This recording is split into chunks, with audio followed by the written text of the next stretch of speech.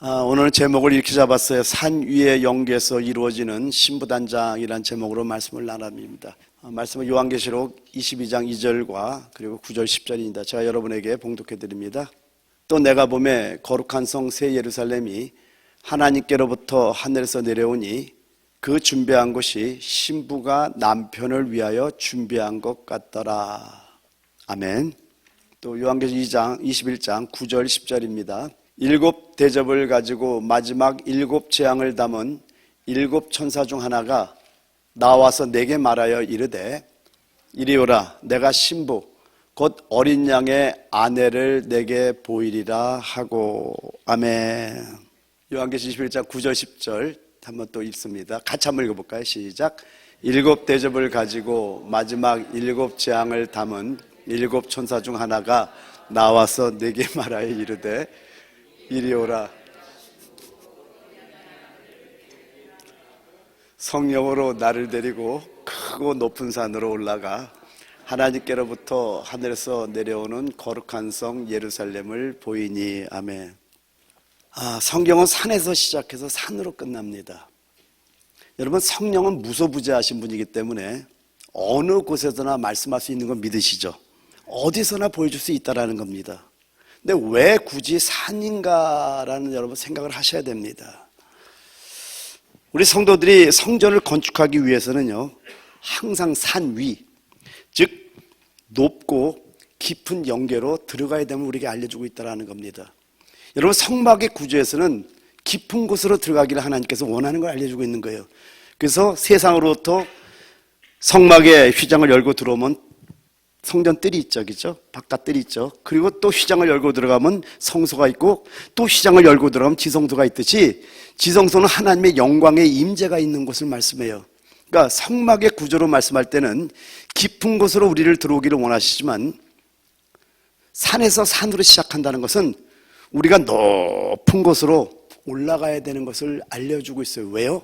하나님의 성전의 건축은 낮은 곳에서 되지 않는다라는 것을 알려주기 위해서 상징적으로 산 위로 올라오라고 계속 말씀하시고, 모든 하나님의 이상에 대한 계시를 갖다가 산 위에서 진행하고 있다는 걸 우리가 알아야 된다는 겁니다.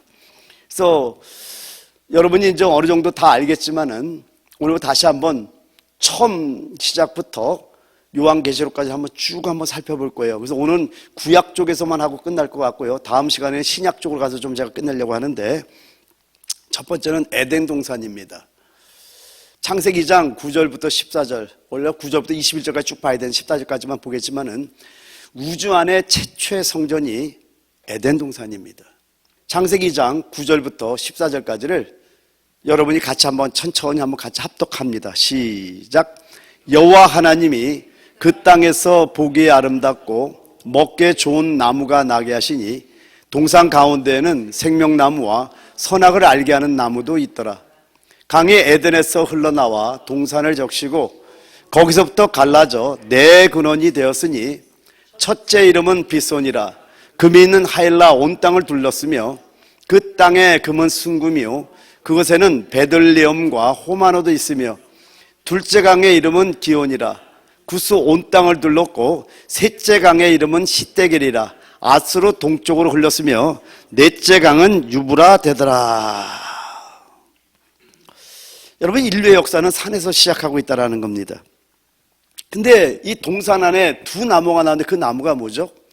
생명나무와 선악을 알게 하는 지식의 나무가 나오는데, 여러분, 생명나무와 선악을 알게 하는 나무에 있어서 우리가 지금까지 배워왔던 것은 선악을 알게 하는 나무는 사단을 상징한다, 이렇게 배워왔어요, 대부분 교회에서.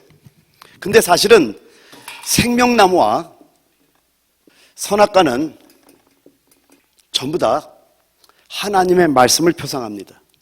할렐루야.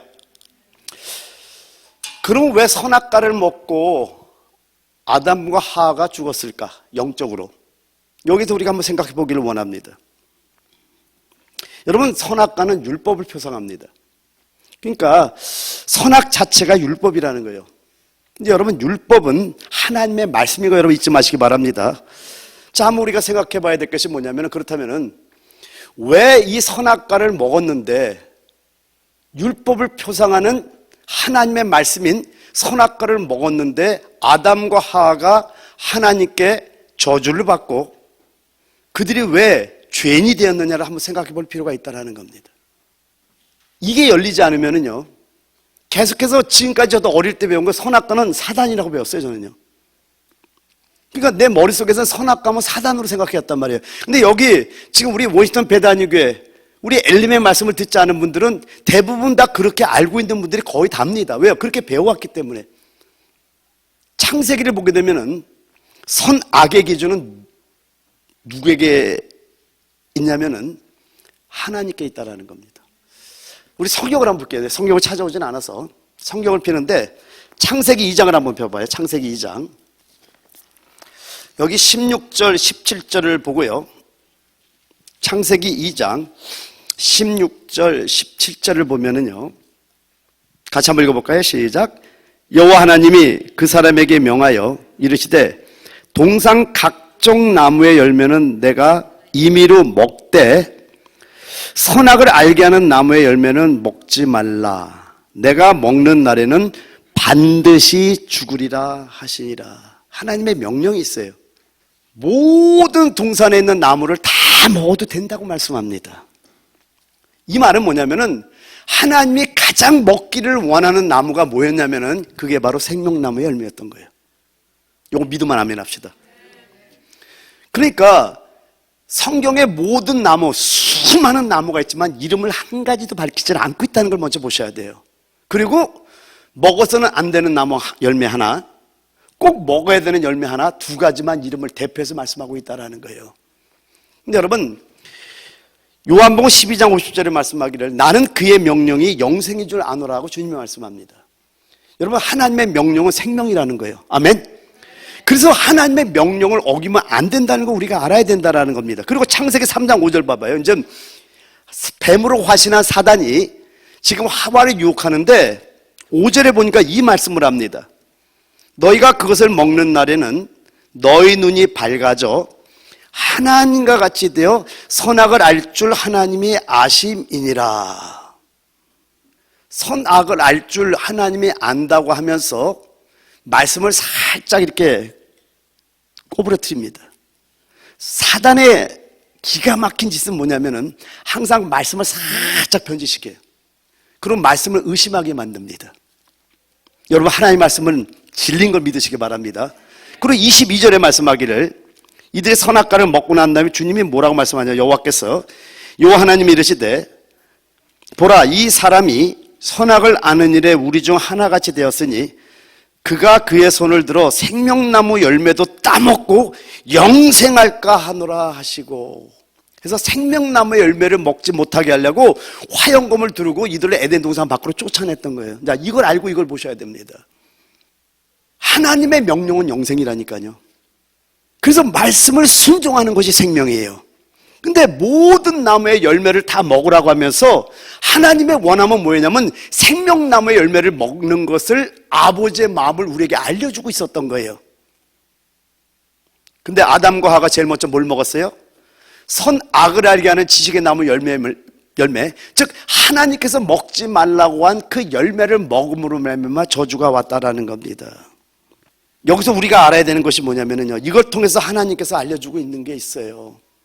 먼저 생명나무의 열매를 먹었다면요, 그 선악과의 열매를 먹어도 됐을 거란 생각이 드는 거예요, 제가. 왜냐면 선악의 기준은 하나님께 있거든요.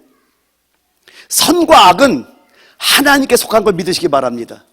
그런데 하나님의 생명 없이 우리는 선악, 즉 옳고 그름 율법을 지킬 수가 없는 걸 하나님 우리에게 알려주고 있는 거 여러분 아셔야 된다는 겁니다. 성경을 통해서 몇 군데를 볼게요. 로마서 3장 20절에 말씀하기를 그러므로 율법의 행위로 그의 앞에 의롭다 하심을 얻을 육체가 없나니 율법으로는 죄를 깨달음이니라. 왜 율법 행위로 그의 앞에 의롭다 하면 얻을 육체가 없을까요? 율법으로는 죄를 깨닫게 너희는 율법을 지킬 수가 없어. 율법은 하나님의 말씀인데 그 하나님의 말씀은 하나님만이 지킬 수 있기 때문에 우리가 스스로 지키려고 하면 절대 안 된다는 걸 성경을 알려주고 있다는 걸 우리가 아셔야 된다는 겁니다. 또 한 가지 여러분 여기서 아셔야 되는 게 많은 사람들이 율법의 행위를 하는 경우가 너무나 많습니다. 그런데 요한복음 15장을 통해서 뭘 가르쳐 주죠? 나는 포도나무요 너희는 가지니 가지가 나무에 붙어 있기만 하면은 열매를 저절로 많이 맺는데 이게 하나님의 일이에요. 그래서 요한복음 6장 29절에 말씀하기를 하나님의 일은 하나님의 보낸 자를 믿는 것이 하나님의 일이라고 말씀합니다. 근데 믿는 게 뭐예요? 로마서 10장 11절 믿음은 들음에서 나며 들음은 그리스도의 말씀으로 말미암느니라. 그러니까 오늘 생명의 말씀을 정말 듣는 거, 영을 열어서 듣는 거. 그래서 이 듣는 날개 지식으로 듣는 게 아니라 요한계시록 2장 3장에 7개에게 하시는 말씀이 뭐예요? 귀 있는 자는 성령이 교회들에게 하시는 말씀을 들을지어다. 영의 귀를 열고 들을 때 그 생명의 말씀이 우리를 살리는 놀라운 역사가 있다는 거예요. 그러니까 그렇게 주님께 붙어있는 자는 열매를 맺게 돼 있지 우리가 일하는 게 아닌 거예요. 우리는 포도나무에 가지인 걸 믿으시기 바랍니다. 가지는 일하는 게 안 하는 거예요? 안 하는 거예요.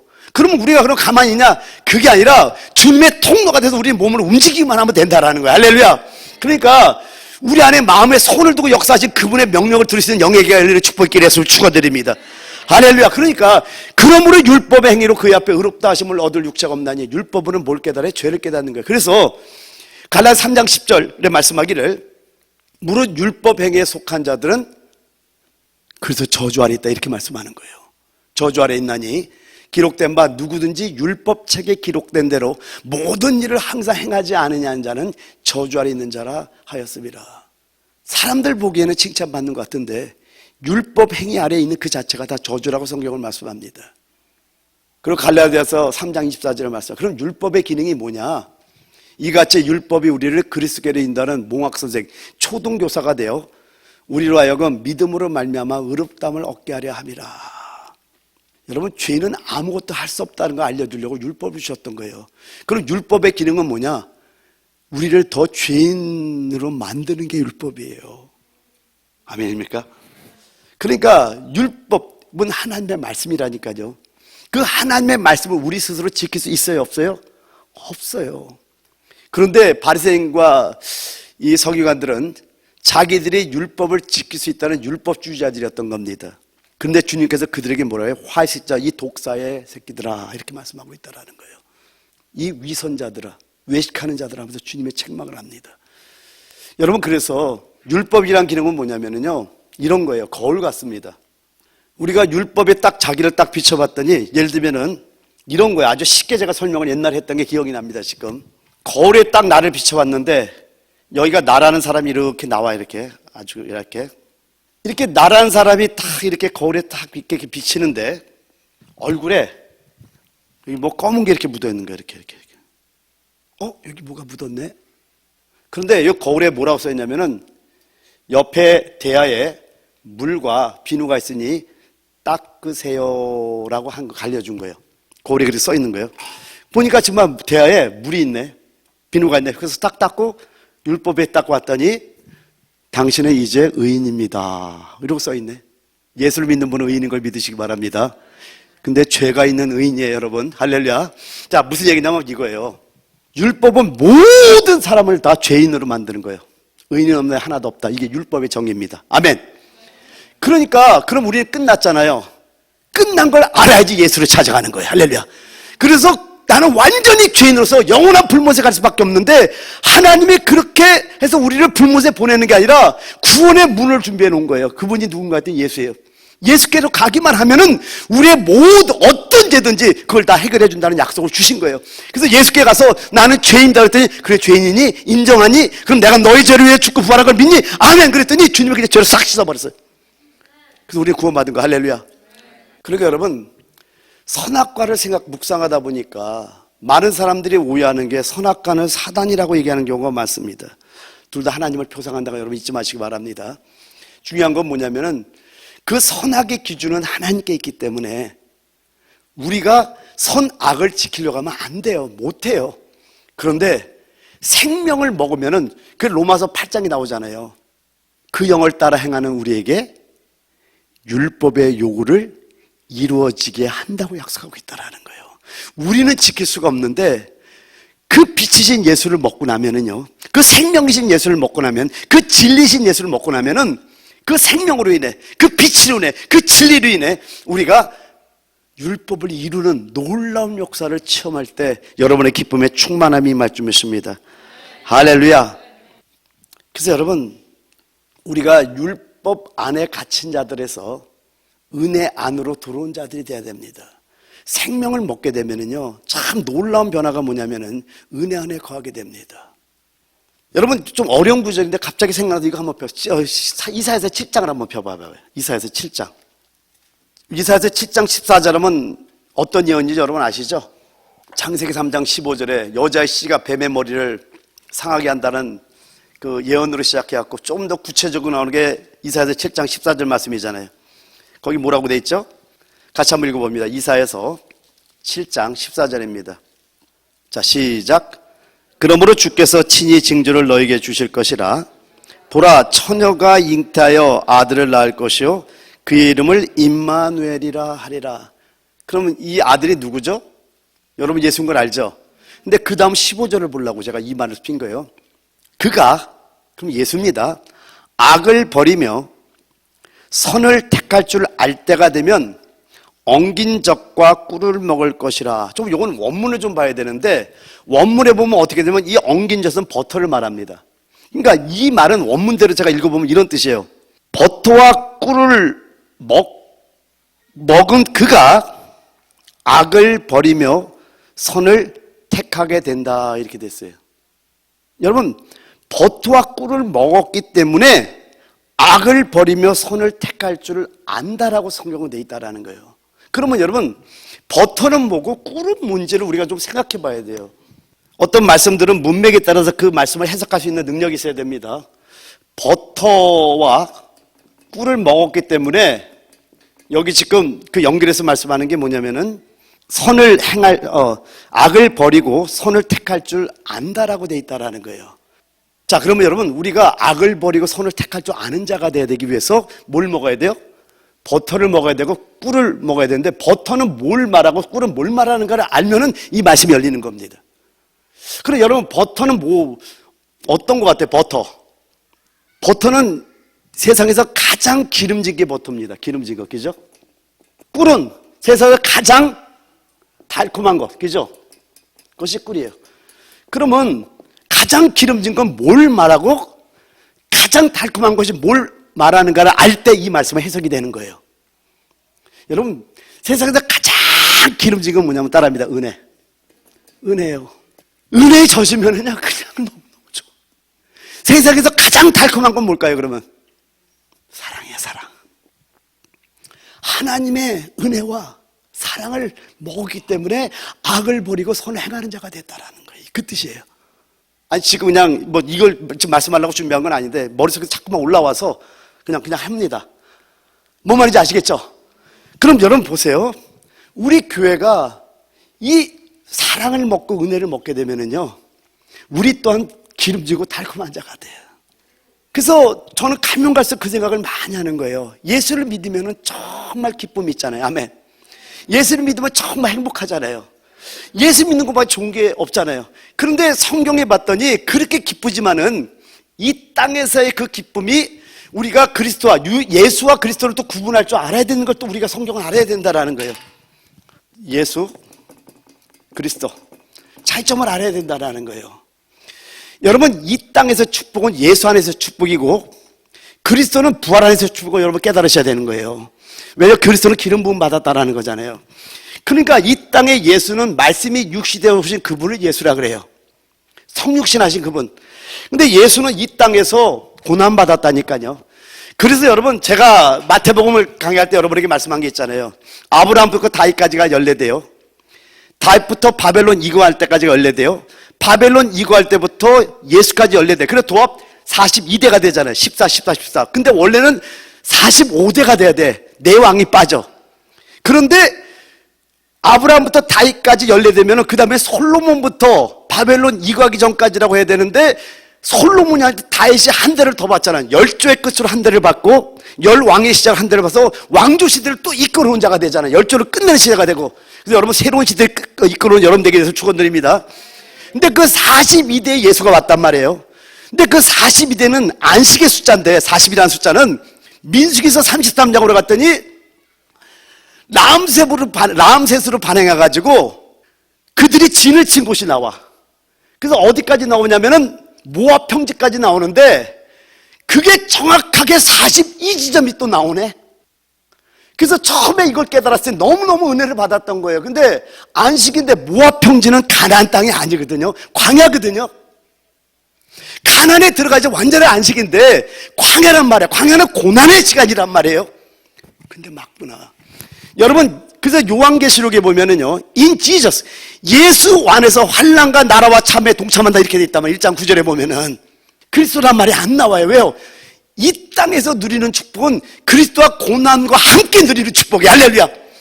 그러니까 세상 사람들이 볼 때는 이걸 이해를 못해. 우리 믿는 사람만 이해하는 것이지, 아니 믿는 사람도 가짜들은 이해를 못해. 여러분, 그래서 복음을 제대로 전달해야 되는 게 뭐냐면은 진짜 생명의 복음을 알게 되면은요, 고난 속에서 기뻐해. 로마 감옥에서 기뻐하라, 내가 다시 말하여 기뻐하라는 걸 우리 사도 바울이 쓰고 있습니다. 그리스도는 부활 안에서의 축복을 말씀합니다. 그러니까 여러분, 이런 걸 통해서 우리가 알 수 있는 게 뭐냐면은 이 땅에서 우리가 이렇게 우리 주님께서 악을 버리고 선을 행할 수 있었던 이유가 뭐냐면은 어려서부터 버터와 꿀을 먹었어요. 근데 버터는 이 세상에 가장 기름진 것이고 꿀은 이 세상에서 가장 달콤한 것이라면은 이거의 의미를 찾아가 봤더니 가장 기름진 건 은혜야. 하나님의 은혜를 누렸던 거예요. 꿀은 가장 달콤한 거예요. 하나님의 사랑을 누렸던 거예요. 그럼 여러분, 우리 교회에서 제가 추구하는 게 바로 이거예요. 이제는 그렇구나, 주님의 사랑을 먹여야 되겠구나. 우리 성도들한테 주님의 은혜를 먹여야 되겠구나. 그래서 제가 하나님의 은혜를 갈구합니다. 하나님의 사랑을 갈구합니다. 하나님, 내가 하나님의 사랑이 필요해요. 하나님, 나에게 사랑을 채워주세요. 눈물로 고백합니다. 하나님, 은혜 안에 거하기를 원해요. 은혜로 덮어주세요. 사랑을 덮어주세요. 조금씩 오는 것 같아. 여러분, 나에게는 사랑이 없어요. 저에게 사랑을 구하다가 큰일 납니다. 난 수없이 난 사랑이 좀 있는 줄 알았어. 근데 그게 가만히 봤더니 성령 쭉 말했더니 사랑 덩어리가 돼.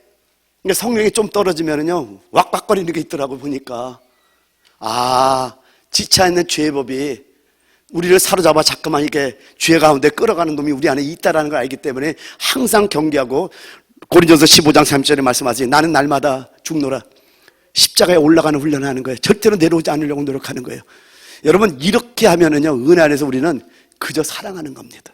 나는 우리 교회가 이런 교회가 되기를 원합니다. 아멘입니까? 은혜 안에서는요, 사랑 안에서는요, 우리가 좀 틀려도 괜찮습니다.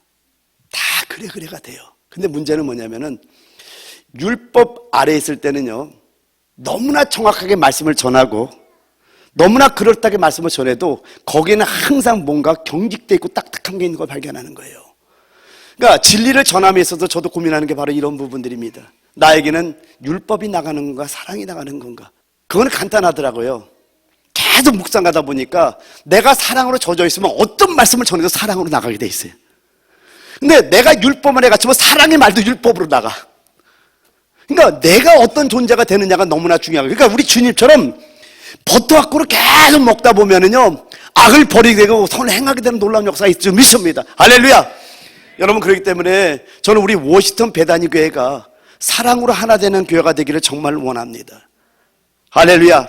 그러니까 창세기를 통해서 생명나무의 열매, 선악을 가리는 지식의 나무, 이걸로 끝날 것이 아니라 둘 다 하나님을 표상한다는 걸 여러분이 아셔야 된다는 거예요. 그럼 왜 아담과 하와가 선악과를 먹음으로 하나님의 저주를 받았는가? 라고 할 때 선악의 기준은 하나님께 있다는 거예요. 그러니까 여러분, 우리도 하나님의 생명을 먹고 선악을 분별하면요, 그 모든 것이 사랑이 되고 그 모든 것이 은혜가 되지만은 내가 그 하나님 없이, 그 생명 없이 선악을 구분하면 거기는 완전히 저주가 임하는 거예요. 왜요? 율법의 잣대가 되기 때문에 그렇다는 겁니다. 여러분, 사랑으로 하게 되면 서로 은혜 가운데 들어가요. 생명 가운데 들어가요. 근데 율법으로 떨어지게 되면요, 서로 정죄하는 것이고, 옳고 그러면 정확한 것 같은데 거기에는 이렇게 버터처럼 기름진 것도 없고 꿀처럼 달콤한 것도 없게 되는 그런 걸 여러분이 깨달으시기 위해서 축원드립니다.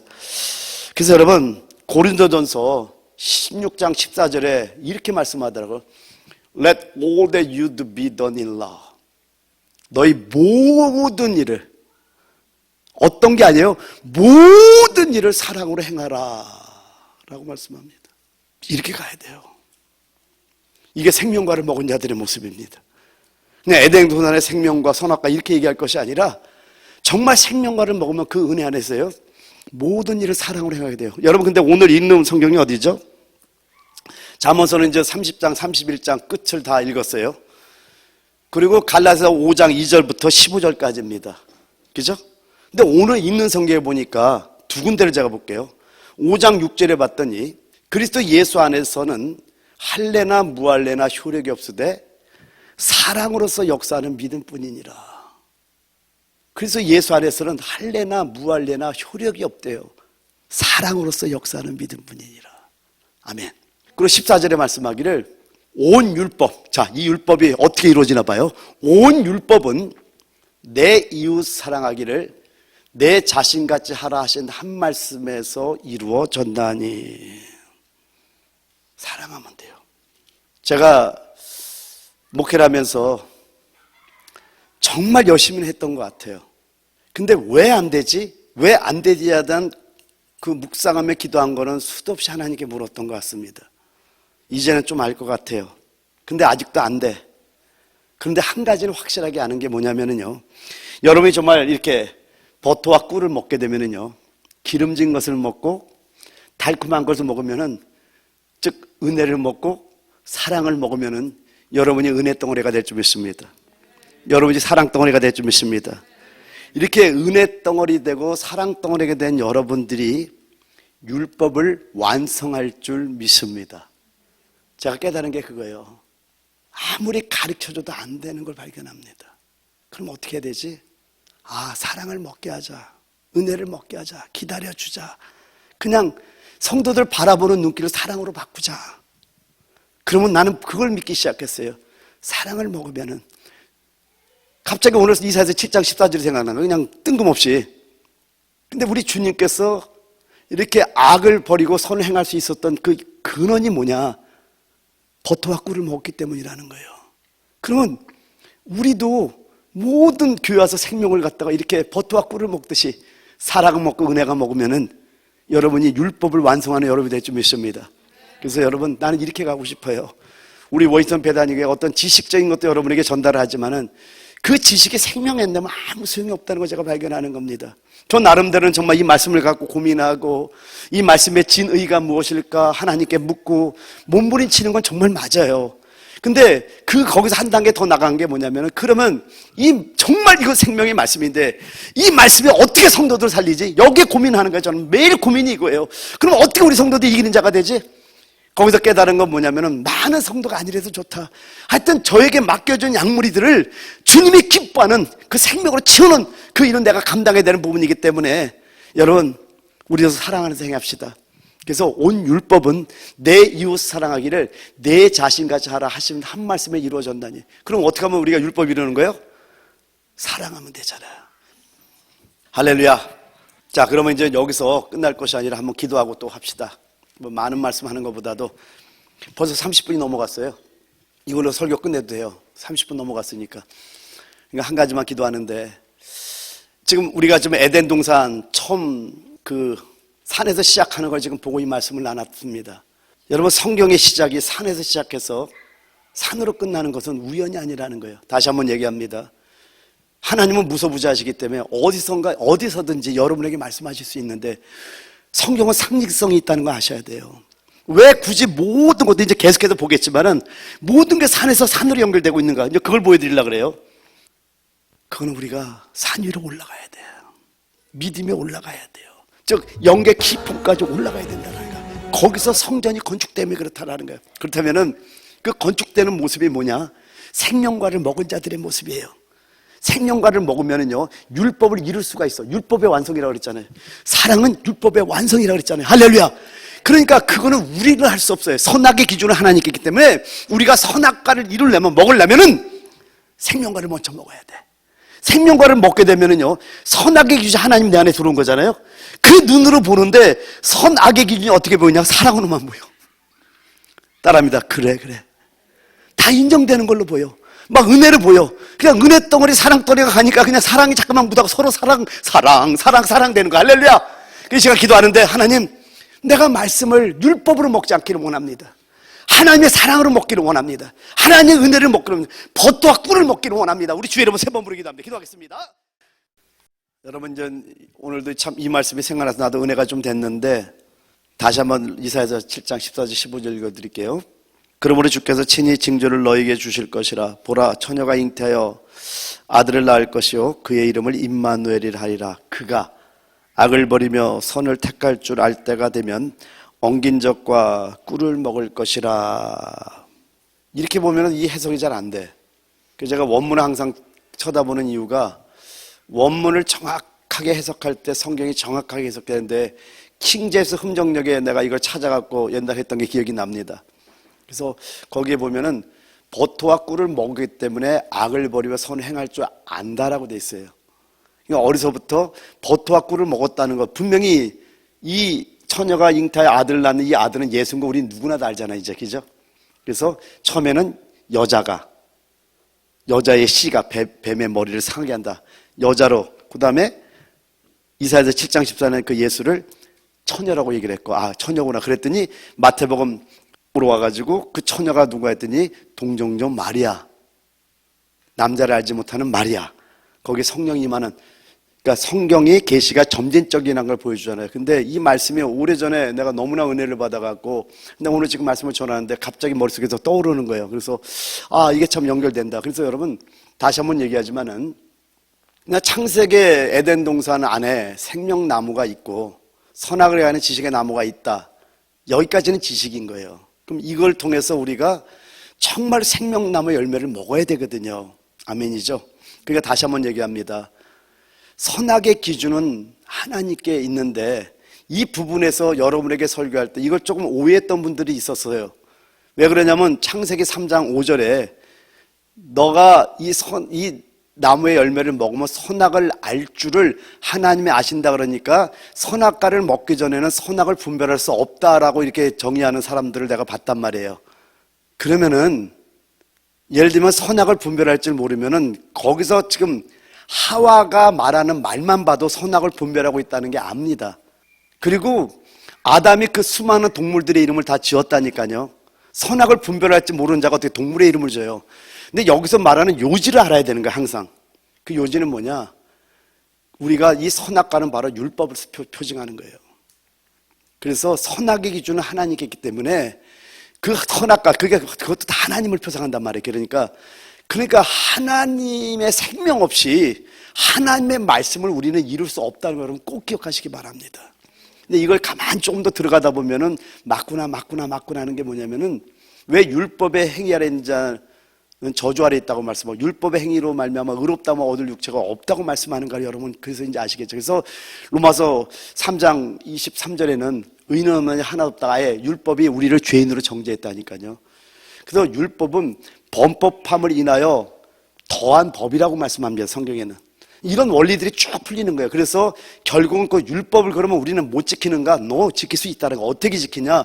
그 영을 따라 행하는 우리에게 율법의 요구를 이루어지게 한다고 말씀했듯이 하나님의 생명으로만 이루는 거구나. 그러니까 우리가 교회 와서 그 생명을 먹어야 되지 지식을 왜? 지식도 선악과이기 때문에. 그래서 의무는 죽이는 것이 영은 살리는 것이라 이런 말들 다 연결되는 거예요. The letter kills, but the spirit gives life. 그러니까 우리가 어떻게 사는가? 그러니까 생명과 은혜를 충만하려면 하나님의 말씀을 생명의 양식으로 취할 때 그 생명의 양식이 우리에게 생명이 되고 사랑이 돼서 우리가 이루어지게 되는 것이지 우리의 어떤 의지나 우리의 노력으로 되는 게 아님을 알아야 된다가 여러분 이제 이 정도면 이제 이해가 됐습니까? 할렐루야. 그 다음 넘어가도록 합니다. 이제 두 번째, 노아의 방주가 머문 것도 아라랏산 정상입니다. 노아의 방주가 머문 아라랏산. 창세기 8장 4절을 보면은요, 일곱째 달 곧 그 달 11의 날에 방주가 아라랏산에 머물렀으며 라고 되어 있는 걸 킹제임스 흠정역에는요, 일곱째 달 그 달 17일에 방주가 아라랏의 산들 위에 안착하니라. To rest on the mountains of Ararat. 이렇게 되어 있어요. 자, 그러면은요, 여기서 우리가 좀 생각해 봐야 될 게 뭐냐면 노아의 방주를 생각하면서 방주는 뭘 표징하고 노아는 뭘 표징하고 또 노아의 가족 여기만 방주에 탔나요? 또 뭐가 있죠? 짐승들이 있죠. 그죠? 짐승들에도 두 가지가 있네요. 정한 짐승, 또 부정한 짐승. 여러분 이제 먼저 이걸 나누기 전에 방주가 아라랏산 정상에 올랐던 이유가 뭐예요? 홍수가 내렸잖아요. 여러분 이것도 다 비밀입니다. 우리에게 홍수와 같은 심한 환란이 올 때는요, 방주 안에 숨으시기 바랍니다. 아멘. 방주의 운명이 나의 운명이에요. 근데 여러분 그 방주를 지었던 방주의 재료가 뭔가 했더니 잣나무로 지었단 말이에요. 근데 그 잣나무를 연구해 봤더니 고페르나무라고 지금은 여기는 그렇게 하지만은 같은 말씀이에요. 잣나무는 7년이 지나야 잣의 열매를 맺습니다. 이 말은 뭐냐면 7번의 겨울을 지나야지 열매를 맺는다라는 거예요. 교회가 견고해지는 건 환란의 겨울을 7번을 지나야 돼. 완전하게 지나야지 그때 서로 연합되기 시작해, 건축되기 시작해. 교회도 마찬가지입니다. 서로가 연합되는 게요, 아직 어린 영계에 있는 사람들은 연합을 모릅니다. 다 자기만 주장하지. 그런데 우리가 영계가 깊어지면 깊어질수록 서로 자기를 버릴 줄 알고, 왜요? 많은 환란을 겪어봤거든. 또 마찬가지로 방주가 아라산 정상에 올라갔던 이유는 엄청난 대홍수가 임했거든요. 그냥 비가 막 쏟아져. 그러니까 환란이 막 임할 때는요, 그리스도 안에, 교회 안에 숨으시기 바랍니다. 그리스도도 말씀이고 교회도 말씀이기 때문에 말씀 안에 숨으시기 바랍니다. 아멘. 그러면은요, 하나님께서 숨어있는 것처럼 보이는데 거기서 오직 주님만 붙잡고 있었는데 딱 나와보니까 내가 자산 정상에 믿음이 이렇게 올라와 있는 걸 발견하는 역사가 있다라는 거예요. 할렐루야. 그런 믿음의 소유자들 될지어다. 그러면 여러분, 방주는 몰래 피하고 노아는 몰래 피하고 노아의 가정은 몰래 피하냐? 한번 우리가 볼 수 있겠죠. 방주는 두 가지로 말씀해요. 그리스도를 예표하기도 하고 교회를 예표하기도 합니다. 그죠? 노아는요, 안식이라는 뜻이에요. 안식 뜻이에요. 노아, 안식. 그러면 예수 그리스도를 표상하는 거 여러분 알 수 있겠죠. 마태복음 12장 28절에 말씀하기를 인자는 안식일의 주인이니라. 여러분 안식일의 주인은 예수님을 여러분 믿으시기 바랍니다. 그래서 교회의 머리신 그리스도는 안식일의 주인이라는 거예요. 그럼 노아가 뭘 예표하는지를 알겠죠? 뭘 예표하죠? 예수 그리스도를 예표하는 거예요. 왜요? 예수께서 안식일의 주인이기 때문에 노아의 이름이 안식이라는 뜻이에요. 그러니까 예수 그리스도를 예표한다면 노아의 가족은 뭘 예표할까요? 노아의 가족, 성도들을 예표합니다. 그럼 짐승들은 뭘 예표할까요? 뭘 표징할까요? 뭘 표상할까요? 이것도 성도들 예표합니다. 근데 여러분, 정한 짐승이 있는데 부정한 짐승도 있네. 정한 짐승은 몇 쌍이죠? 7쌍이에요. 부정한 짐승은 2쌍이에요. 정한 짐승 안에 항상 부정한 짐승이 있는 겁니다. 교회 안에 두 부류가 있다는 걸 알려주고 있어요. 여러분들은 다 정한 짐승이잖아요. 근데 이 정한 짐승만 있으면 좋겠는데 부정한 짐승은 교회 안에 항상 있습니다. 근데 이것도 두 면으로 나왔습니다. 개인적으로 볼 수 있고 단체적으로 볼 수 있습니다. 개인적으로 볼 때 부정한 짐승은 뭘 표상하냐면요, 우리 안에 제거해야 할 것들을 표상합니다. 제거해야 될 육적인 것들, 육적인 소욕을 표상해요. 단체적으로는요, 교회 안에 부정한 사람들을 표상합니다. 그래서 개인적으로는 육을 표상하는 것이고 단체적으로는 부정한 성도들을 표상합니다. 그럼 한번 보죠. 이렇게만 보고 넘어가면 또 좀 아직은 조금 더 봐야 돼. 뭐냐면 바로 이런 겁니다. 왜 노아의 방주에 정한 짐승만 넣지 왜 부정한 짐승까지 넣는가? 근데 여러분, 방주는 그리스도 교회를 예표하거든요. 교회 안에 정한 짐승만 있나요? 마태복음에 봤더니 가라지도 있다고 말씀합니다. 근데 가라지를 뽑지 말래요. 왜요? 알고까지 뽑힐까 두려워서 저 추수 때까지 내버려두라고 성경은 말씀해요. 근데 여러분, 비밀이 하나 있더라고요. 내 안에서는 반드시 제거될 육을 상징하지만은 교회 부정한 사람들은 왜 두는가? 거기서 한번 여러분 생각해 보셔야 돼요. 근데 이거는 세월이 지나서 내가 확실하게 답을 얻었어요. 나를 위해서 놓는 거예요. 그들 때문에 눈물을 흘립니다. 그들 때문에 기도합니다. 그러니까 너무나 고통스러우니까 하나님께 달려가서 하나님을 붙잡을 수밖에 없어요. 그래서 내버려 두는 거예요. 여러분을 위해서 내버려 두는 거예요. 보니까. 그러면 아예 없으면 좋겠잖아요. 그러면 이 안에서 또 부정한 짐승이 또 나타나. 근데 부탁할게요. 부정한 짐승에 속하지 마세요. 정말 중요한 겁니다. 그래서 시간이 지나가면서 하나님께 이제 여러 가지 저는 이제 배웠잖아요. 많은 걸 배우면서 깨달았던 것이 뭐냐면은, 맞네. 결국은 나의 목양을 위해서 다 붙여주고 있더라고요. 정말 고통스러우니까 부르짖을 수밖에 없고, 너무 힘드니까 하나님께 정말 간구할 수밖에 없는데, 그러는 가운데 신기한 게 뭐냐면 내가 더 정해지고 있다는 걸 발견해요. 하나님을 나를 더 정하게 만들어. 신기하죠? 고통스럽지 않으면 여러분 기도합니까? 어려움이 없어도 기도하세요? 그런 분이면 대박이야. 할렐루야. 이미 그분들은 많이 정해진 거예요. 그런데 대부분의 성도들 보면은 환란이 오면은 아이고야 이거 큰일 났냐고 하나님께 달려옵니다. 근데 그 환란이 또 지나가면 또 언제 그랬냐고 또 세상으로 돌아간 분들을 너무나 많이 봅니다. 여러분 그러지 마세요. 좀 이해가 됐습니까? 뭐 요 정도만 하고 넘어가죠. 그 다음에 세 번째요. 아브라함이 이삭을 바쳤던 모리아 산입니다. 여기도 산이에요. 창세기 22장 1절 같이 한번 읽어봅니다. 시작. 그 일 후에 하나님이 아브라함을 시험하시려고 그를 부르시되 아브라함아 하시니 그가 이르되 내가 여기 있나이다. 여호와께서 이르시되 내 아들 내 사랑하는 독자 이삭을 데리고 모리아 땅으로 가서 내가 내게 일러준 한 산 거기서 그를 번제로 드리라. 아멘. 여러분 모리아는 히브리어로 모리아입니다. 모리아. 근데 이 모리아는 마르에와 야훼의 합성어입니다. 야훼 하면 야훼 하나님도 기억하시죠? 그러니까 이 뜻은 뭐냐면은 여호와께서 보이신 곳, 여호와의 이상이란 뜻입니다. 모리아라는 뜻이 여호와께서 보이신 곳, 여호와의 하나님의 이상. 그럼 이 뜻을 통해서 우리가 알 수 있는 게 뭐냐면은 하나님께서 이미 그곳을 지정하시고 선택하셨다는 것을 의미합니다. 여기 놀라운 비밀이 있어요. 하나님이 이미 그곳을 지정하신 거예요. 이미 그곳을 선택하셨다는 거예요.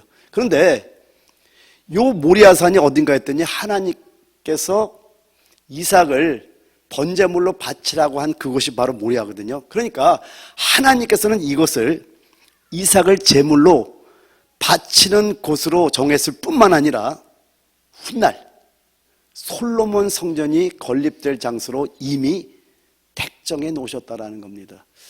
근데 오늘 이 말씀을 좀 묵상하고 준비하면서 한 여러 가지 그냥 영감대로 그냥 설교하는 게 낫겠다 해서 오늘 여기까지만 설교하고 아마 끝날 것 같아요. 제가 볼 때는요. 왜냐면 할 얘기가 좀 많습니다. 성경도 피고. 근데 여러분 모리아 이 산이 어딘가 했더니 역대하 3장 1절을 크게 한번 읽어봐. 시작.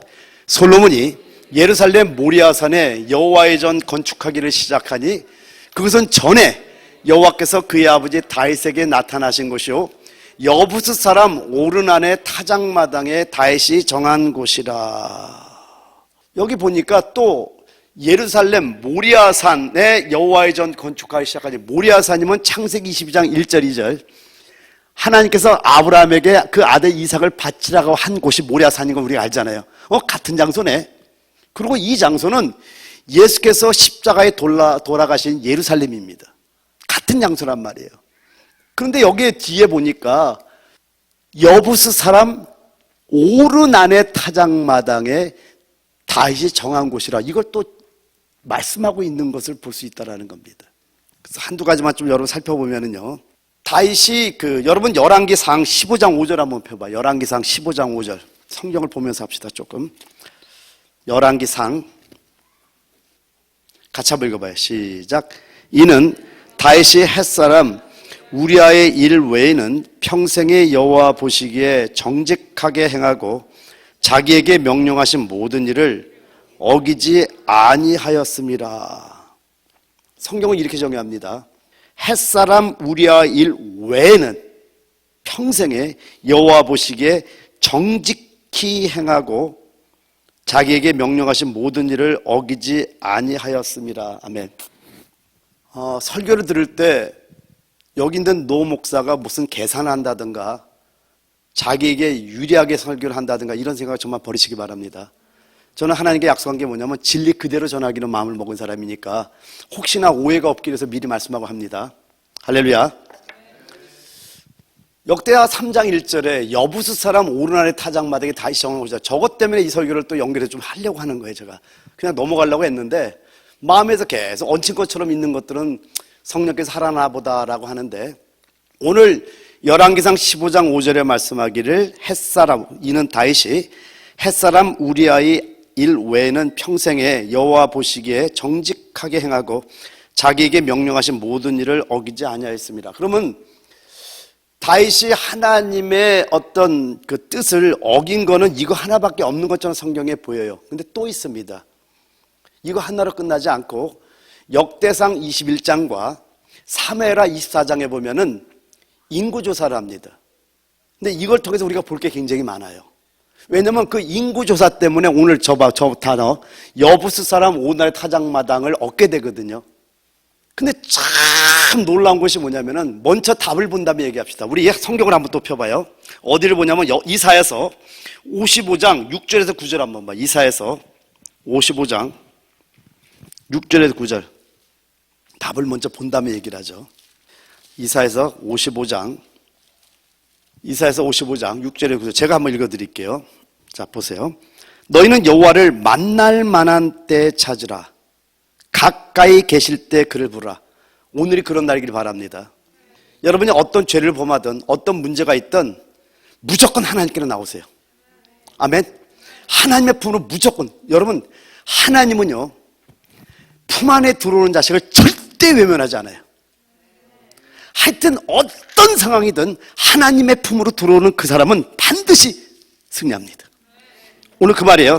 너희는 여호와를 만남 만할 때 찾으라. 가까이 계실 때 그를 부르라.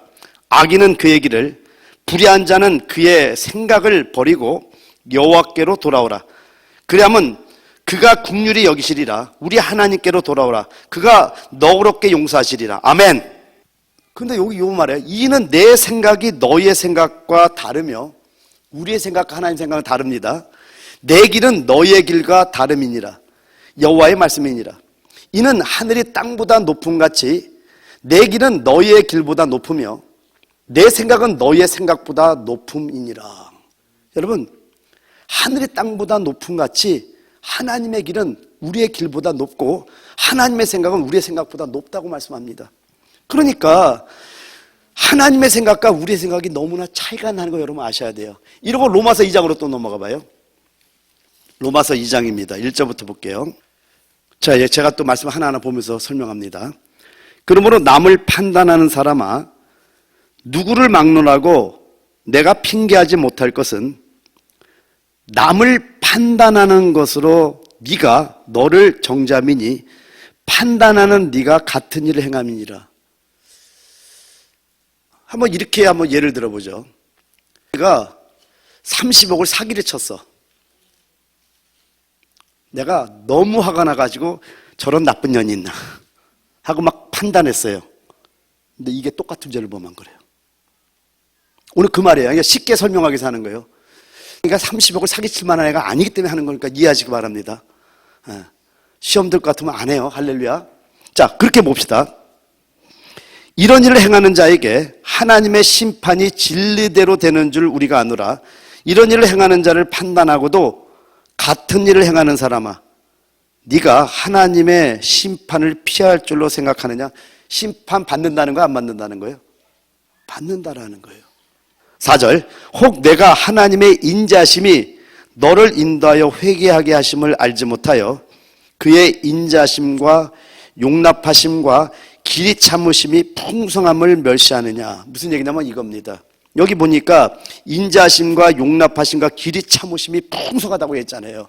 얘가 30억을 사기를 쳤지만은 하나님께서는 길이 참으시고 용납하시고 인정하시고 기다리는 거야. 왜냐면은 제가 회개하고 난 다음에 엄청나게 큰 일꾼으로 변화될 거 하나님 보고 있는 거예요. 지금은 어쩔 수 없는 상황 속에서 30억을 사기를 쳤을지 모르겠지만은 하나님은 그 회개가 난 다음에 그 모습을 보고 길이 참고 기다려주는 거예요. 뭔 말인지 이해가 있죠? 그것도 넘어갑니다. 5절, 다만 내 고집과 회개하지 아니한 마음을 따라 진노의 날 곧 하나님의 의로우신 심판이 나타나는 그날에 이 말 진노를 내게 쌓는도다. 그럼 남을 판단해야 돼, 판단하지 말아야 돼요. 그래서 여러분, 제가 하나님께 배운 게 바로 이거였던 거예요. 어떤 상황에도 사람을 정죄하지 않겠다는 걸 배운 거예요. 지금 너무나 감사한 거예요. 그게 이거는 교회가 몇만 명이 모이고 교회가 몇백억짜리 가서 건물을 세우고 이거랑 비교할 수 있는 게 아니에요. 왜요? 그건 다 그림자들인데 정말로, 왜냐하면 판단하는 그 자체가 하나님의 심판자의 자리에 서게 되는 거예요. 근데 그 판단하는 자체가 아까 창세기 넘어가서 선악과를 먹은 자들의 모습인 거예요. 선악의 기준은 누구에게 있다고 했죠? 하나님께 있다니까요. 그런데 우리가 판단으로 말미암아 하나님의 심판자의 자리에 선 그 죄를 또 범하게 되기 때문에 그 일을 행한 사람은 일 때문에 심판받지만은 일을 행하지 않고 똑같은 심판을 받을 수 있다는 거 우리가 알아야 된다라는 겁니다. 자, 그리고요, 거기 이제 6절, 하나님께서 각 사람에게 그 행한 대로 보응하시되 참고 선을 행하여 영광과 존귀와 썩지 아니함을 구하는 자에게는 영생으로 하시고 오직 당을 지어 진리를 따르지 아니하고 불의를 따르는 자에게는 진노와 분노를 하시리라. 여러분에게 정말 이거는 그냥 제가 마음에 있기 때문에 그냥 하는 거예요. 할까 말까 하다가 아니야, 이거는 내가 오늘 계속 부담이 됐던 거니까 해야 된다고 하는 거예요. 그래서 여러분, 여기 당을 짓는다 그러잖아요. 그런 말하는 거에 절대 끼지 마세요. 그냥 거기서 자르고 나오셔야 됩니다, 이제. 그래서 하나님 앞에서 여러분 담대하게 얘기할 줄 아셔야 돼요. 소극적인 말 하지 맙시다. 부정적인 말 하지 맙시다. 남을 정죄한 말 하지 맙시다. 그럴 때 여러분을 보호할 수 있는 거 여러분 깨달으시기 바랍니다. 자, 왜 내가 이 얘기를 하냐면 지금 이 두 가지, 아까 열왕기상 15장 5절을 말씀했어요. 먼저 그거부터 넘어갈게요.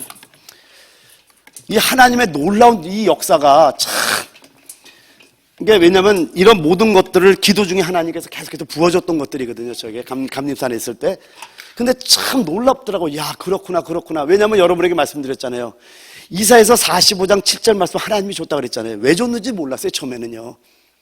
하나님은 빛도 짓고 어둠도 창조하며, 하나님은 평강도 짓고 환란도 창조한다. 그 창조한다는 단어가 발화라는 단어, 무에서 유를 창조하는 단어를 쓰고 있단 말이에요. 근데 그게 누군가 한 말이니까 고레스의 왕에게 하는 말이네.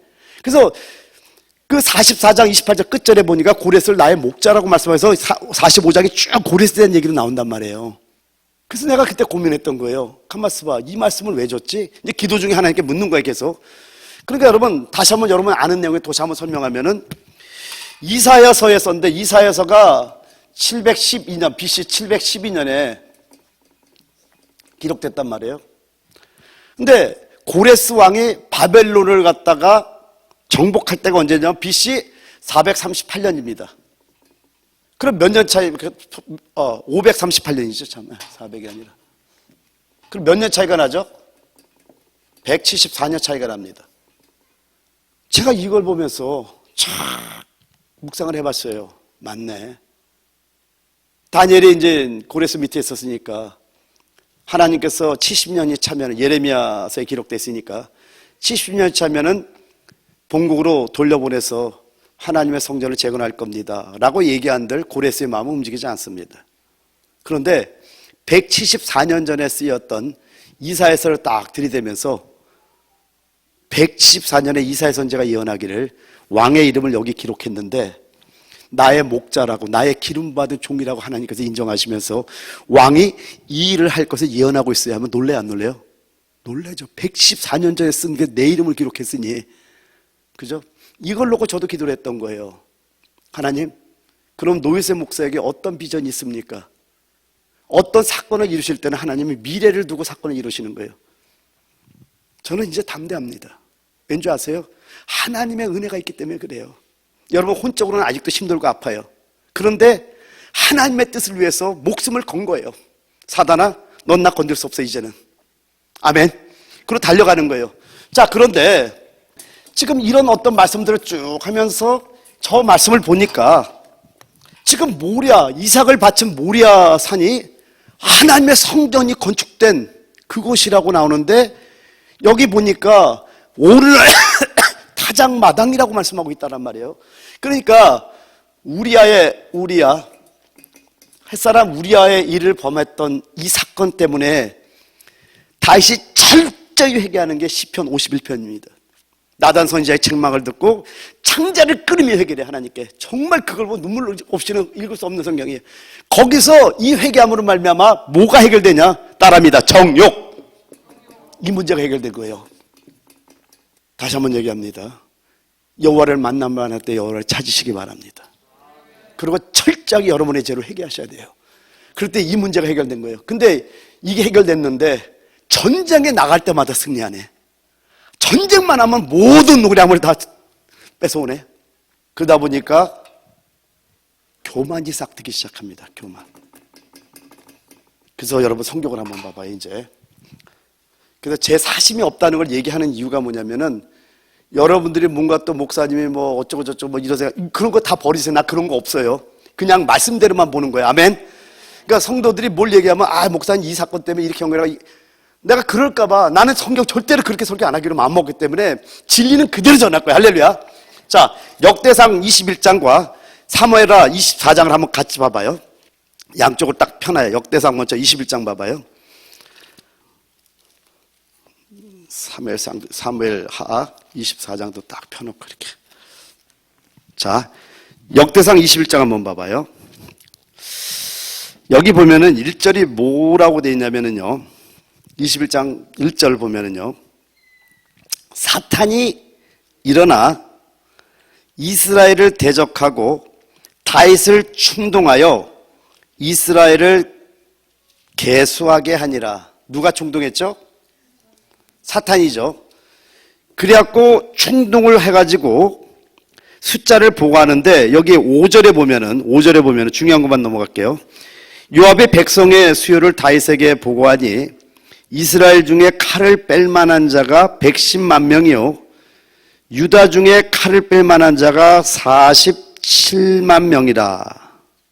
요압이 왕의 명령을 마땅치 않게 여겨 레이와 베냐민 사람은 계수하지 아니하였다. 이렇게 되어 있어요. 그죠? 그러면 이스라엘의 그 칼을 뺄 만한 자가 몇 명이에요? 110만 명이죠. 근데 유다 중에는 뺄 만한 자가 몇 명이에요? 47만. 그래서 157만이에요. 요거를 사무엘하 24장으로 넘어가 봐요. 여기 9절에 보면은요, 한번 여러분 읽어봐요. 시작. 요압이 백성의 수를 왕께 보고하니 곧 이스라엘에서 칼을 빼는 담대한 자가 80만 명이요 유다 사람이 50만 명이었더라. 여기는 총 130만 명이에요. 좀 다르죠? 여기는 157만인데 여기는 130만 명이네요. 차이가 나요. 또 한 군데 볼게요. 역대상 21장 12절을 보면은 혹 3년 기근이든지 혹 내가 석 달을 적군에게 패하여 적군의 칼에 쫓길 일이든지 혹 여호와의 칼 곧 전염병이 사흘 동안 이 땅에 유행하며 여호와의 천사가 이스라엘 온 지경을 멸할 일이든지라고 하셨나니 내가 무슨 말로 나를 보내신 이에게 대답할지를 결정하게 하소서. 여기 보면 3년 기근이라고 나오잖아요.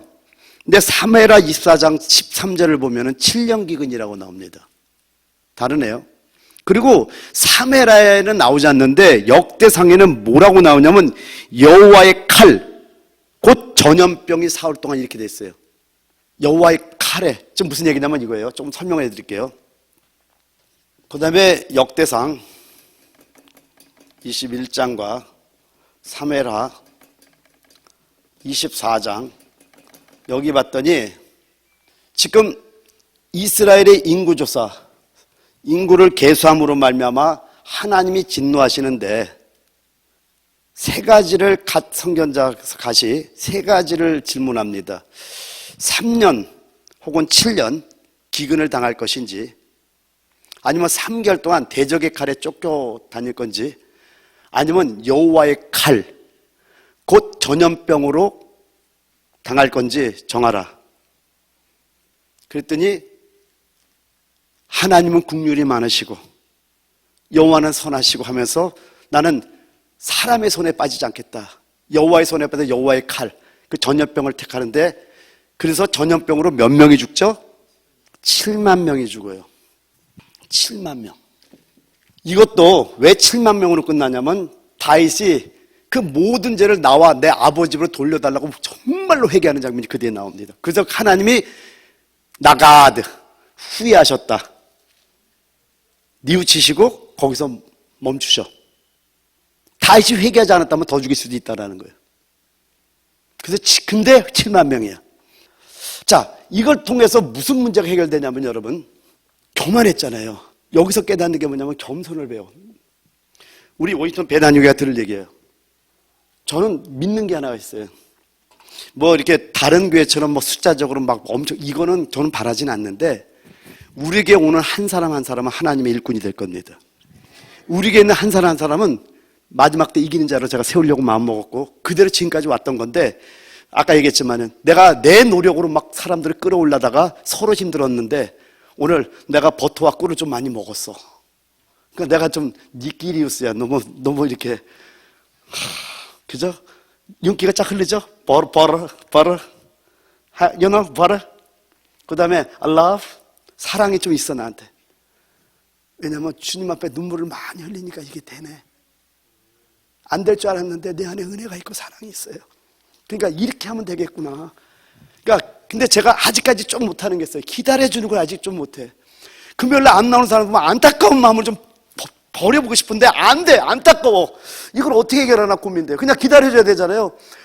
계속 보여, 안타까워가지고. 이걸 내가 못 버려요. 나 지금도 하나님 이거 어떻게 좀 해결해달라 여러분 기도 좀 해주세요, 진짜. 어떻게 해야 될지 나도 모르겠어, 지금.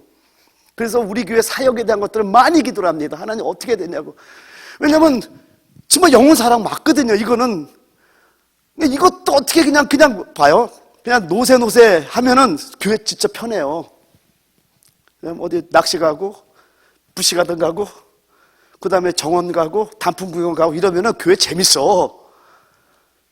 그렇게만 하면 하나님 기뻐하지 않잖아요. 그것도 안 한다는 거 아니야. 할 거야. 또 안 한다고 오해하지 마세요. 하는데, 그렇게 하면은 하나님의 뜻을 우리가 따라갈 수가 없거든요. 왜? 혼적인 기쁨으로 채워지는 거니까. 그러니까 그것도 무시할 수는 없지만은 그렇게만 갈 수는 없다라는 거예요, 저는요. 왜? 그것도 내가 많이 양보한 거예요, 이제는. 4시까지 기도 안 하잖아요, 지금. 이것도 눈물로 내가 포기한 거예요, 진짜. 교회 다 도망갈까봐. 한 명도 없이 다 가겠구나, 이제. 내가 포기하자. 내가 집에 가서 기도하자. 내가 기도하면 되지. 이해가 됐죠? 어쨌든, 전쟁에 나갈 때마다 승리하다 보니까 교만해졌던 거예요. 그래서 이 사건을 통해서 겸손을 배워요. 자, 우리아의 사건을 통해서 바세바를 자기가 죄를 범해놓고 그 남편 우리아를 가장 충신을 죽였잖아요. 그것 때문에 철저하게 회개합니다. 그리고 정액의 문제를 여기서 해결해요. 그래서 햇사람 우리아의 일 외에는 정직행했다고 하나님 인정하는 거예요. 왜? 그 마음의 중심을 보신 거예요. 그래서 시편 51편이 다윗의 눈물의 기도였답니다. 근데 이 문제를 통해서 뭐야? 근데 여기서 또 비밀이 뭐냐? 비밀이 조금 이따 더 얘기하고. 근데 여러분 사무엘하 24장을 가봐요. 이제 좀 무서운 얘기가 나옵니다. 지금 분명히 다시 한번 역대상 21장 1절을 한번 같이 한번 읽어봐요. 역대상 21장 1절 시작. 사탄이 일어나 이스라엘을 대적하고 다윗을 충동하여 이스라엘을 계수하게 하니라. 그러니까 무조건 이거 다윗의 잘못을 보이는데 사무엘하 24장 1절 한번 봐봐요. 자, 제가 읽어드릴게요. 여호와께서 사단이 아니네, 하나님이네. 주어가 사단에서 여호와로 바뀌어요. 여호와께서 다시 이스라엘을 향하여 진노하서. 누굴 향해 진노해? 다윗이에요, 이스라엘이에요? 이스라엘이에요. 다윗이 아니에요. 잘 보세요. 이스라엘 향하여 진노하사 그들을 치시려고. 다윗을 치는 거예요, 이스라엘 치는 거예요? 이스라엘이죠. 그들을 치시려고 다윗을 격동시키사 가서 이스라엘과 유다의 인구를 조사라 하신지라. 다 해결하는 거예요. 다윗만 해결하는 게 아니에요. 그러면 7만 명이 거룩한 자를 죽인 게 아니에요. 왜냐면 뒤에 보면은 그 성경에 나오는 이름들이 그대로 다 나오고 있거든. 그러면 이 7만 명이 누구냐? 오늘 다시 한번 성경을 정확히 보라는 거예요. 여호와께서 다시 이스라엘 향하여 진노하사 그들을 치시려고 다윗을 격동시키사 가서 이스라엘과 유다의 인구를 조사하라 하신지라. 하나님이 치시기에 합당한 자들이었구나. 여러분 다시 한번 얘기합니다. 이건 저 때문에 얘기하는 게 아니에요. 절대로 남 정죄하지 마세요. 절대로 남 판단하지 마세요. 그냥 다 사랑하세요. 이게 성경의 비밀이에요. 저는 이걸 영으로 먹었어요. 100% 깨달았어요. 이렇게 가야 되는 거구나. 여러분들이 그 교만함, 여러분들의 자아 때문에 그런 거예요, 전부 다가. 여러분, 우리는 영원한 불못에 갈 수밖에 없는 1만 달란트 빚진 자들이에요. 근데 100데나리온의 빚진 자들을 끝까지 용서하지 않는 우리의 모습을 주님은 정죄하십니다. 내가 분명히 마태복음을 분명히 설계했었어요. 내가 깜짝 놀랐어요. 말씀 안 먹는구나. 못 먹는구나. 왜 용서해야 된다고요? 내가 용서받기 위해서 용서한다. 내가 설교했어요, 안 했어요? 간절히 설교했잖아요. 정말 간절히 설교했잖아요. 제가 그냥 설교했어요? 근데 그렇게 못하는 걸 보면서 너무 아파가지고, 근데 제 안에는 하나님께서 모든 미워하는 마음을 다 거두셨어요. 모든 돌 같은 마음을 다 제했어요. 참 신기하더라고요. 안타까운 거예요. 영혼 사랑 때문에 그래요. 그래서 이런 설교를 할 때도 부드럽게 해야 되는데 성격이 급하니까 이게 거칠게 들리는 것들이 너무나 안타까웠던 거예요. 좀 내가 부드럽게 설교할 수는 없을까? 나 마음은 진짜 저 굉장히 부드러운 사람이거든요. 안 보여요? 여러분, 근데 보세요. 이제 비밀입니다. 결론적으로 갑니다. 우리아의 아내 바세바를 범하고 햇사람 우리아를 죽였잖아요. 자기 충신을. 정규의 문제를 해결한 걸 끝내고, 그래서 해결한 걸 끝나는 게 아니라 이걸 통해서 성전을 건축할 솔로몬을 얻습니다. 해결했잖아요. 엄청난 비밀. 그래서 내가 이사야서 55장 보여준 거예요. 우리의 생각과 하나님 생각이 다르고, 하늘이 땅보다 높은 거지 하나님 생각 우리보다 높아요. 우리는 이런 나쁜 놈 이것만 얘기할지 모르지만은 하나님은 그걸 통해서 이 문제를 해결하고, 그리고 성전을 건축할 솔로몬을 그 죄를 지은 다윗을 통해서 얻어. 또 한 가지, 역대상 21장, 사무엘하 24장에 우리는 다윗으로만 봤잖아요, 지금까지. 그죠? 근데 사무엘하 24장에 봤더니 하나님께서 이스라엘을 치시려고 다윗을 격동시켰다고 나와요. 둘 다 해결하는 거예요. 하나님은 항상 크시기 때문에 모든 문제들 다 해결하는데, 그래서 몇 명을 죽여요? 7만 명을 죽여. 그랬더니 성경을 한번 볼까요? 자, 다윗이 뭐라고 회개하냐면요, 여기 사무엘하 24장 폈으니까 17절. 다윗이 백성을 치는 천사를 보고 그 여호와께 아뢰어 이르되, 나는 범죄하였고 악을 행하였거니와 이 약물이는 무엇을 행하였나이까? 청하건대 주의 손으로 나와 내 아버지의 집을 치소서하니라. 그 회개 때문에 그 정도로 머문 거예요. 하나님께서 멈춘 거예요. 그리고 오르나의 타작마당, 아리우나의 타작마당을 하나님께서 주시는데, 이곳이 어디냐? 이 타작마당이 성전을 지을 터를 주신 거예요. 터. 사람을 주시고 터를 줬어요. 하나님의 생각이 사람의 생각보다 높다니까요. 하나님의 생각은 사람의 생각과 달라요. 너무너무 놀라운 비밀을 여기다 다 가르쳐주고 있는 거예요. 그래서 여러분, 우리가 어떤 죄를 졌든지 하나님 앞에 나오세요. 다시 한번 이사야서 55장 한번 봅니다. 이사야서 55장 6절에서 9절 한번 봅니다. 이사야서 55장 6절에서 9절 제가 읽어드릴게요. 너희는 여호와를 만날 만한 때에 찾으라. 가까이 계실 때 그를 부르라. 악인은 그의 길을, 불의한 자는 그의 생각을 버리고 여호와께로 돌아오라. 그리하면 그가 긍휼히 여기시리라. 우리 하나님께로 돌아오라. 그가 너그럽게 용서하시리라. 이는 내 생각이 너희 생각과 다르며 내 길은 너희의 길과 다름이니라. 여호와의 말씀이니라. 이는 하늘이 땅보다 높음 같이 내 길은 너희의 길보다 높으며 내 생각은 너희의 생각보다 높음이니라. 할렐루야. 이게 아버지의 생각이에요. 결론집니다. 오늘 여기까지만 하죠. 다 다윗의 잘못된 모습이잖아요. 그런데 아브라함이 이삭을 갖다 바친 그 모리아산이 하나님의 성전일 터가 되는데, 그것이 바로 오므란의 타작마당, 아리우나의 타작마당이었던 거예요. 근데 그 것들이 어떻게 되나 봤더니, 첫 번째, 다윗이 햇사람 우리아를 죽이잖아요. 자기가 잘못해놓고. 그럼에도 불구하고 하나님께서는 이걸 통해서 다윗을 철저하게 회개하게 만드셔서 그의 정욕 문제를 해결하셨던 겁니다. 그런데 정욕 문제를 해결하고 끝난 것이 아니라, 이게 해결된 일 하나님께서는 성전을 건축한 솔로몬을 갖다가 주셔. 솔로몬을 얻은 거예요. 또 한 가지, 역대상 21장과 사무엘하 24장을 통해서 다윗이 전쟁에다 승리하다 보니까 교만해졌죠. 그래서 역대상 21장만 보면 모든 게 다윗의 죄처럼 보여. 그래서 제가 성경을 연결해 시켜주는 거예요.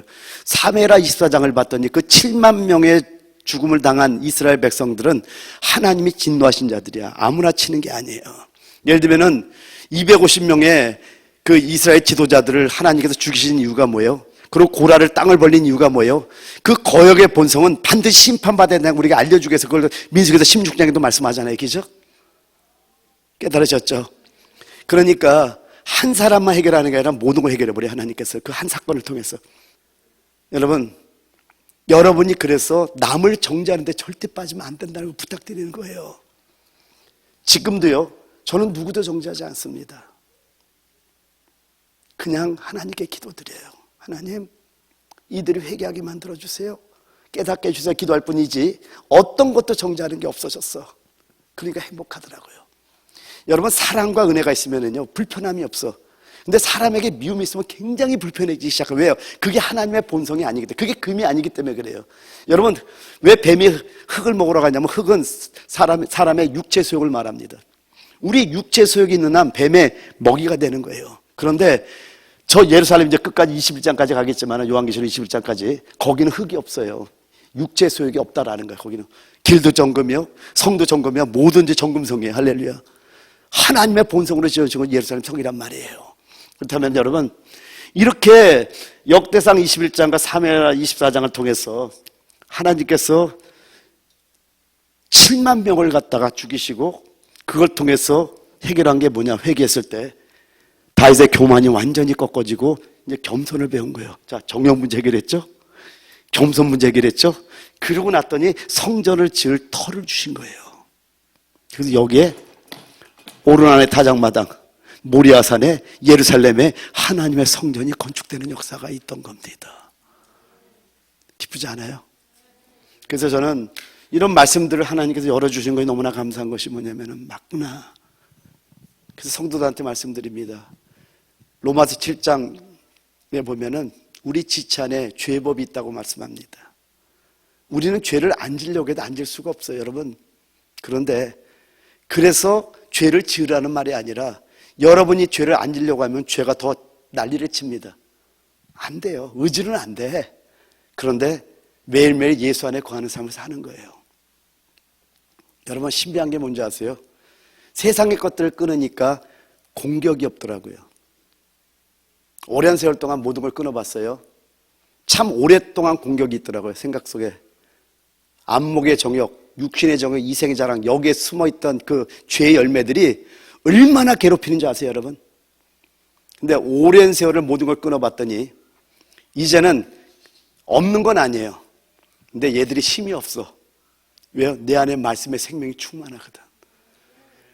지체 안에 죄법이 있는 거 여러분 인정하셔야 돼요. 그래서 이런 부분을 통해서 말씀으로 끝나는 것이 아니라, 아, 그렇구나. 그렇다면 여러분, 우리가 한 가지 배울 게 뭡니까? 여러분이 성전인 걸 깨달으시기 바랍니다. 제가 에스겔 성전을 보여줄 때 다시 한번 보여주겠지만은, 다음 시간에 하겠지만, 에스겔 43장 10절 한번 펴봐요. 마지막입니다. 에스겔 43장 10절 1절입니다. 에스겔 성전 때 보여주려고 하는데 한 번만 마지막 기도하기 위해서 보여줍니다. 자, 제가 여러분에게 읽어드릴게요. 에스겔서 43장 1220페이지예요. 구약성경 1220페이지. 43장 10절 11절입니다. 자, 제가 읽어드릴게요. 인자야, 너는 이 성전을 이스라엘 족속에게 보여서. 그러면 여러분, 이 성전은 연합된 성전, 우리들을 말합니다. 옆에 부가이사입니다. 당신이 성전입니다. 고린도서 3장 16절에 말씀하면, 너희가 하나님의 성전인 것과 하나님의 성령이 너희 안에 거하는 걸 알지 못하느냐. 그럼 우리를 말하는 걸 알고 보셔야 됩니다. 인자야, 너는 이 성전을 이스라엘 족속에게 보여서 그들이 자기의 죄악을 부끄러워하고 그 형상을 측량하게 하라. 여러분, 우리가 금갈대가 돼서 우리가 청량받고 그들이 청량할 때 죄악을 부끄러워하게 만드는 자들이 돼야 돼요. 여러분과 접촉하는 자들마다 회개 역사가 일어나는 역사가 있어야 됩니다. 그리고 11절에 만일 그들이 자기들이 행한 모든 일을 부끄러워하거든 너는 이 성전의 제도와 구조와 그 출입하는 곳과 그 모든 형상을 보이며 또 그 모든 규례와 그 모든 법도와 그 모든 율례를 알게 하고 그 목전에 그것을 써서 그들로 그 모든 법도와 그 모든 규례를 지켜 행하게 하라. 여러분이 그 성전의 시간과 규례와 법도 율례가 된다라는 거예요. 그래서 여러분을 보고 그들이 변화되는 역사가 있는 거예요. 여러분, 지난주에 금갈자 했잖아요. 금갈대 청량이 하나님의 말씀으로 금갈대를 청량받은 여러분이 또 금갈대 청량자가 되는 거 여러분 깨달으시기 바랍니다. 그래서 여러분이 청량하는 사람들마다 변화되는 역사가 있는 거예요. 아멘. 이 시간 기도하는데 조금 우리 간절히 한번 기도합시다. 혹시 우리 안에 어떤 면에서는 그게 뭐 어렵죠. 왜냐하면 아직 영이 자라지 못하면 입술에 남을 정죄하는 말이니까 이게 참 떠나기가 쉬운 건 아니에요. 알아요. 그리고 선악과를 먹은 인간들은요, 그 DNA가 우리 안에 있다 보니까 남의 험담을 하는 게 그렇게 맛있어.